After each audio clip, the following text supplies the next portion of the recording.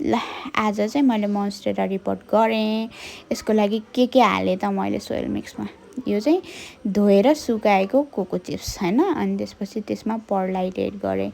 अनि पर्लाइट सँगसँगै चाहिँ अन्डाको बोक्रा चाहिँ एकदम बोन मिल्ने जस्तो काम गर्छ, फोस्फोरस प्रोभाइड गर्छ। अनि यो चारकोल एक त मल पनि हुन्छ, माटो हल्का पनि बनाइदिन्छ, अनि एन्टी फङ्गल एन्टिब्याक्टेरियल प्रपर्टी हुँदो रहेछ यसमा, बबालै हुँदो रहेछ चारकोल।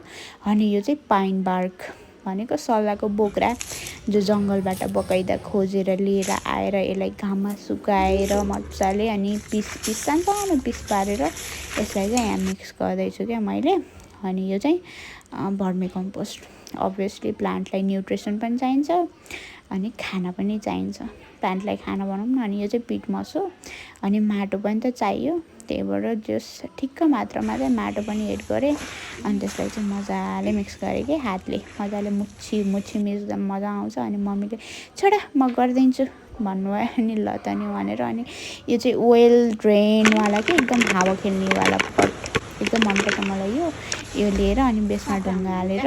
अनि यो चाहिँ मोन्स्टेरा पहिला मेरो वाटरमा थियो, अहिले चाहिँ सोइलमा रिपोर्ट गर्न लागेको छु। होप हेरौँ कतिको प्रोग्रेस हुन्छ। सोइल चाहिँ चङ्की नै छ के अरे, फर्स्ट टाइम बनाएको मैले।